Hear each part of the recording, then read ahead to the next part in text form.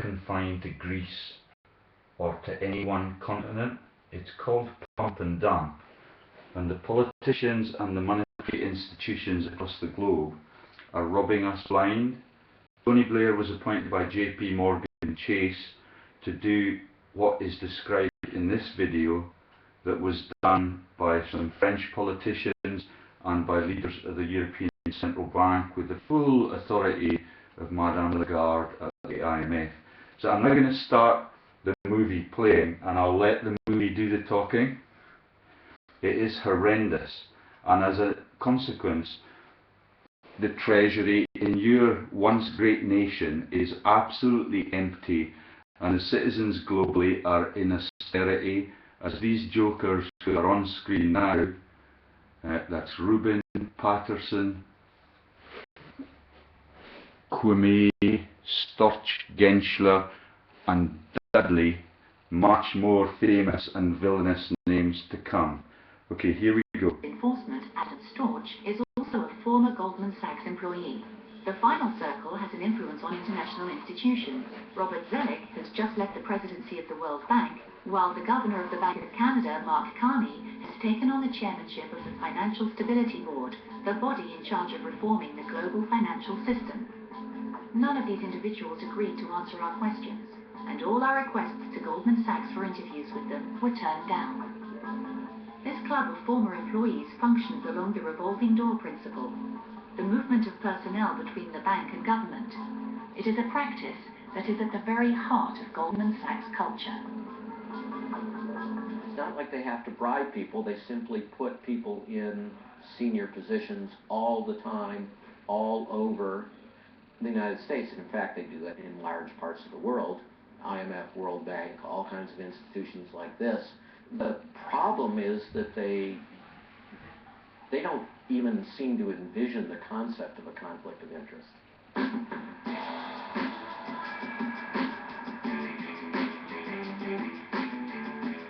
On Wall Street, Blankfein was nicknamed Lloyd the Knife for his razor-sharp repartee. He grew up in a working-class family in Brooklyn, in a rough neighborhood, before becoming a gold salesman and steadily climbing the professional ladder that led to the 44th floor, the paradise of bankers.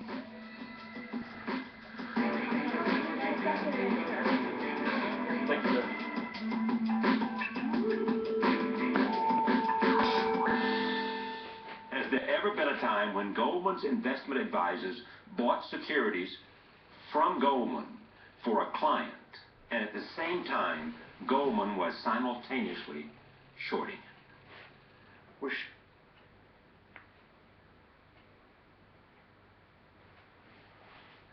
I have to explain. See, this is a problem. As a market maker, we are making buying and selling 1,000 times a minute. Probably, you could call it a casino, but if it is, it's a very socially important casino. Thank you again. At the end of 2009, the CEO of Goldman Sachs was relishing in a double victory. Not only had he stood up to Obama, he was also elected Man of the Year by the Bible of Business, the Financial Times. Do you have any idea what you're going to make this year? No. More than last year?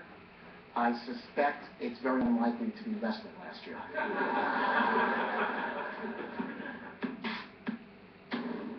At a time when America was witnessing 700,000 new cases of unemployment a month, Blankfein treated himself to a bonus of nearly $9 million. At the end of play, Goldman Sachs was once again the winner. En 2010, la crise financière américaine traverse l'Atlantique et devient une crise économique européenne. Et là, ce sont les États qui sont attaqués. États fortement endettés, puisqu'ils ont dû sauver leurs banques. Et ces mêmes États deviennent alors la proie idéale pour les spéculateurs de tous bords, à commencer par Goldman Sachs, attirés par l'odeur du sang. Et parmi ces États, il y a un maillon faible, la Grèce. Et la Grèce, Goldman Sachs connaît bien, puisqu'elle a aidé ce pays à trafiquer ses comptes.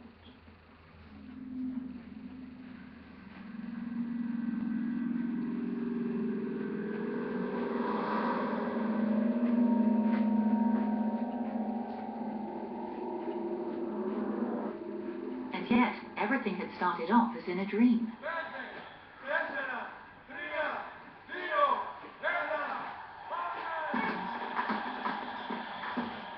On the 1st of January 2001, Greece, Europe's newcomer, officially entered the Eurozone. It was a mark of recognition for the southern country, whose economy was late to develop. The Greeks entered the upper echelons of the European nations, and the single currency became a passport to a life of plenty, on credit.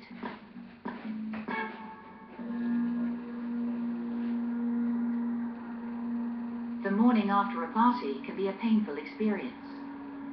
Public debt reached 100% of gross domestic product when the maximum authorized figure was 60%. How could Greece reduce this debt and become a model student?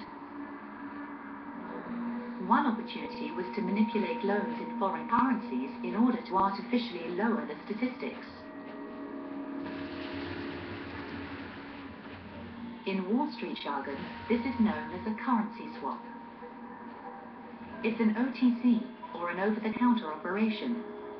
It's carried out by mutual agreement in the form of a ghost transaction.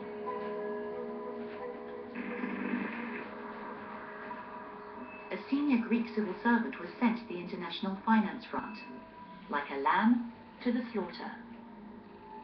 I spent most of my time in London at that period. I mean, I met all the clients of these big investment banks and big investment houses. The Athens civil servant met the Goldman Sachs bankers for the first time in London, the European capital of finance. After 4 months of negotiations, the Greek government and the private bank came to an agreement. The debt would be reduced by about 2%, and Athens would make repayments later, after the Olympic Games. Goldman Sachs imposed one final condition. The transaction was to remain confidential. It remained secret for 2 years, until an insider revealed the inner workings of the pact with the devil. It was a scoop.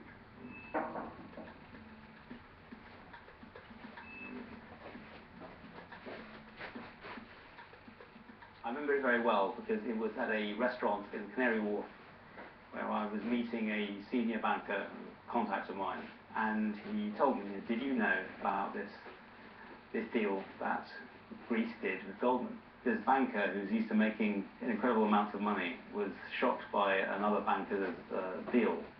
He told me that Goldman made $500 million in fees or revenues from this transaction. What is exactly this deal between Goldman Sachs and the Greek government, the mechanism? Well, there were words like derivatives or swaps that seem quite frightening. But a very simple way to understand it is to think of a bureau de change. So suppose you go to a bureau de change and the man there says to you, I've got a special deal for you. Instead of giving you $1 for your euros, I'll give you $2. And you think, well, that can't be possible because that's not the market rate. So does that mean you're giving money away to me? Well, it says, no, I'm going to make a secret loan to you on a separate piece of paper, and you have to pay me back. But we record on the currency exchange agreement that I've given you $2 for the euros. And that's basically what Goldman did for Greece. They managed to shrink Greece's debt by several billion euros. Several billion? Yes, I think it was about 3 billion. For Goldman Sachs, it was an entrepreneurial coup. The bank had lent at a higher interest rate than that of the market, without taking any risk. The same day, it insured itself against a default on Greek repayment. In all, Goldman was to earn 600 million euros from the operation. As for the Greeks, they were to suffer to the bitter end. The interest rate exploded, the duration of the loan was extended, and their bill doubled. The country will have to reimburse 400 million euros a year until 2037, which put a further strain on the accounts of a nation that was already on the verge of bankruptcy.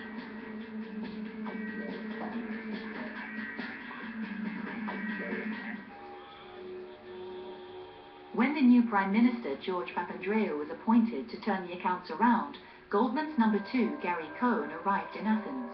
He was accompanied by one of Goldman Sachs' biggest clients, the speculator John Paulson, the man who had made a fortune on Wall Street by betting on a collapse in subprimes, such as Abacus. He was an old acquaintance of the Europeans.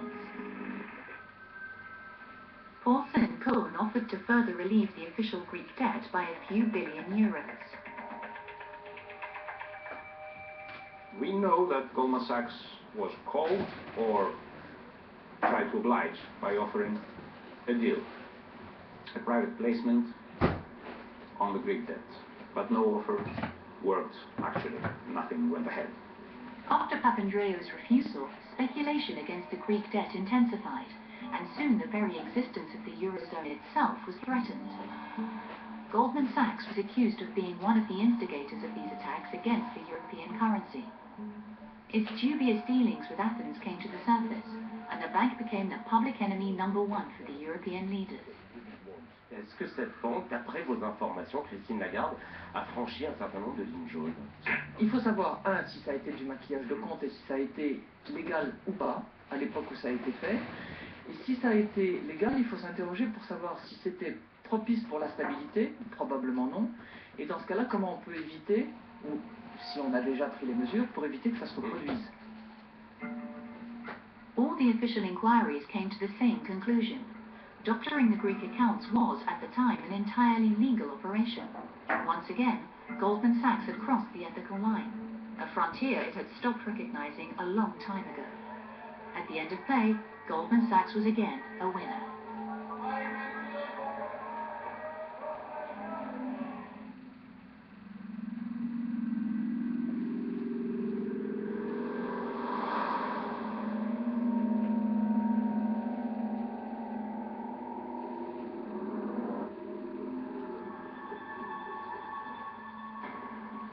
With Greece knocked to the ground, the fire spread to Spain and to Italy.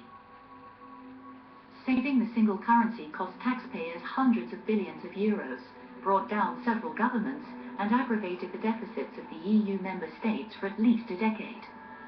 But nothing stops Goldman.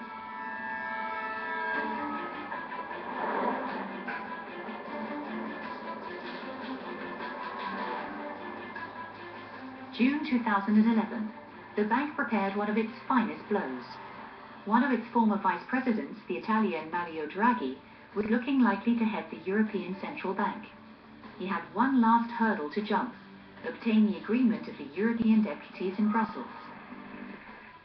Pascal Canfin was, at the time, one of the members of the European Parliament who was trying to pierce the mysteries of Mario Draghi. The Italian had worked for Goldman Sachs for 3 years just after the doctoring of the Greek public accounts. What did Draghi know, and what was his role at the Goldman International headquarters in London? Le fait que Mario Draghi, entre 2002 et 2005, ait été associé à ce genre de manipulation, puisqu'il était responsable de Goldman Sachs pour les États souverains, donc on ne peut pas imaginer qu'il n'était pas au courant, même s'il n'a pas forcément initié la chose, il était au courant. À la rigueur, on peut dire qu'il travaillait pour Goldman Sachs très bien. Ce qui est choquant, c'est que depuis 2005 jusqu'à aujourd'hui, il a eu 7 ans pour dire ce qui a été fait à l'époque n'est pas bien. Et il ne l'a jamais fait. Il n'a jamais fait ce minimum d'autocritique ou de critique du système Goldman Sachs. Et c'est en ça qu'on peut vraiment s'interroger sur la confiance qu'on peut avoir en lui. Est-ce qu'il a vraiment changé ?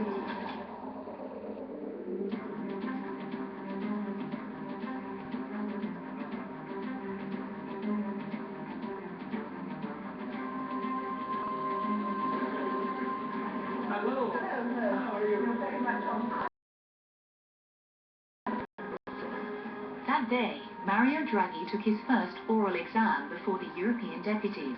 It was a first lesson in live democracy for a man who, up until then, had been used to hushed board meetings and business secrets. Bienvenue, monsieur le gouverneur. Je voudrais prononcer un mot qui n'a pas encore été prononcé aujourd'hui, y compris par vous lors de votre discours introductif, c'est celui de Goldman Sachs. Vous connaissez bien évidemment le swap, l'accord qu'il y a eu entre la Grèce et Goldman Sachs en 2000. Nous avons besoin d'explications, car la seule réponse que vous avez donnée jusqu'à présent est que vous n'y étiez pour rien, que vous n'aviez rien à voir, ce qui me semble faux. Well, I mean, if you already know it's not the truth, then why should you ask the question? But let me answer. I think this is an important question. The deals between the Greek government and Goldman Sachs have been undertaken before my joining Goldman Sachs. I did say this on and on and on. I had nothing to do with these deals, neither before nor after. So I stop here. Thank you, and I hope I've convinced you. Thank you. Thank you very much. His tone was polite but firm. Mario Draghi did not condemn Goldman Sachs' practices in Greece. 4 months later, at the Frankfurt Opera, with great ceremony, the European elite celebrated the departure of Jean-Claude Trichet and the appointment of his successor, Mario Draghi, as president of the European Central Bank. Goldman Sachs had won, yet again. After the US, the bank was now spreading its formidable network of influence in Europe. In addition to Mario Draghi, Goldman recruited numerous top-level individuals. The Italian Mario Monti, former European Commissioner for Competition, who had become Italian Prime Minister, had worked for a long time as Goldman's international advisor. Just like his compatriot Romano Prodi, also a former Italian Prime Minister and President of the European Commission. In Germany, it was Ottmar Issing, a former chief economist with the European Central Bank, who spread the good word of Goldman. In spring 2010, he was one of the first to bet on a Eurozone breakup. In Great Britain, another former EU Commissioner, Peter Sutherland, ran Goldman's international branch. He lent on Lord Griffiths, former advisor to Margaret Thatcher, and could count on the networks of the Portuguese Antonio Borges, former European Director of the International Monetary Fund, and on the Frenchman Charles de Croisset, former CEO of Crédit Commercial de France, who had become Vice President of Goldman Sachs Europe. This is the way Goldman Sachs operates in Europe, invisible to the public eye, but a key player in the corridors of power. It is a caste made up of bankers, economists, and politicians at the service of an oligarchy. It's almost like a university. You're a Goldman graduate of the Goldman Sachs University, and you always remember the culture of Goldman Sachs. Mario Draghi was at Goldman Sachs, now he's the head of the European Central Bank. Well, if Lloyd Blankfein wants to speak to him, because of that previous connection, Lloyd Blankfein can now talk to the head of the European Central Bank. So that's just part of the banker's strategy of, keeping up their position in the world. With the links they have to finance his worst excesses, are the Goldman Sachs bankers the best-placed professionals to impose unprecedented austerity measures on the population? The European members of Government Sachs refused to answer our questions. Jean-Claude Trichet is the only leader of the international banking world who agreed to speak to us. Je vous mets en garde.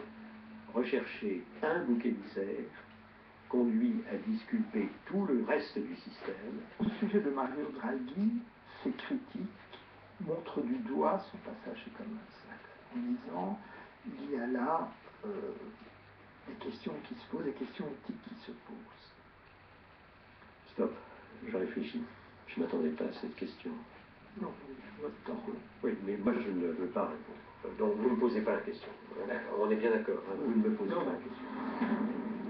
Having spent 6 years at the head of the European Central Bank, it is impossible for Jean-Claude Trichet, the guardian of the euro, to comment on attacks aimed at his successor. Behind the political ascension of a Mario Draghi, a Mario Monti, or a Lucas Papademos, the former governor of the Greek Central Bank turned Prime Minister, Europeans are witnessing a confiscation of power by bankers. Through helplessness or through connivance, political leaders have chosen the finance professionals to act as emergency workers. A few years earlier, these same emergency workers were playing with fire when they flooded the market with toxic products. So what force of opposition can counter Goldman Sachs' financial power today?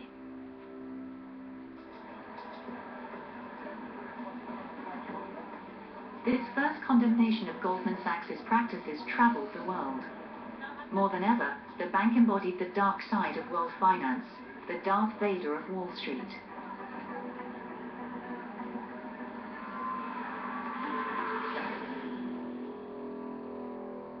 By imposing its model and its men, Goldman has escaped the control of populations and today directly influences world governance. I think Goldman Sachs is absolutely part of a system that is very bad for American society, for democracy, and for the global economy. I would suggest that we don't need banks at their current scale. We should stop them. We should break them up, make the banks smaller. Break up Goldman Sachs. To date, no government has dared strike out at the bank that runs the world.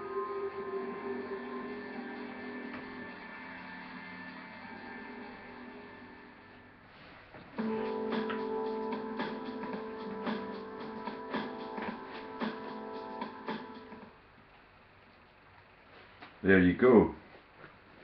What is needed is small countries to have their sovereignty back. The issuance of money is controlled. There have been twisted deals like that involving the selling of Britain's gold, involving Gordon Brown as Deputy Prime Minister, where Tony Blair was promised the presidency of the EU if they engage their country in financial scams where only the politicians and the financial services fat cats benefit from the deal. The treasury is empty, and you've seen how austerity was imposed in Greece. It's exactly the same now globally. If you endorse the euro, you have no way of controlling the future of your own currency, the issuance of your own currency and the controlling of your own treasury. Ireland have suffered, Spain, Portugal have suffered, the people of Italy have suffered themselves under the rule of those criminals and Berlusconi, who does not even get a mention as head of state. It is ruthless. Templates like that have been used by multiple banks. It's not just Goldman Sachs. Every big bank that's been around since the Rothschilds took control of the world is twisted and is stealing from the people in exactly the same way as has been portrayed in that video. I'm going to stop it now. Thanks for your attention. This is George Lees, who publishes articles with Gordon Bowden on financial crimes. Please look us up on the internet and see what is happening in boiler rooms across Britain on this very day. The financial crash was no accident. The template has been set up. It continues on a weekly basis, and citizens everywhere, 7 billion of them, get austerity as a response to the politicians' greed.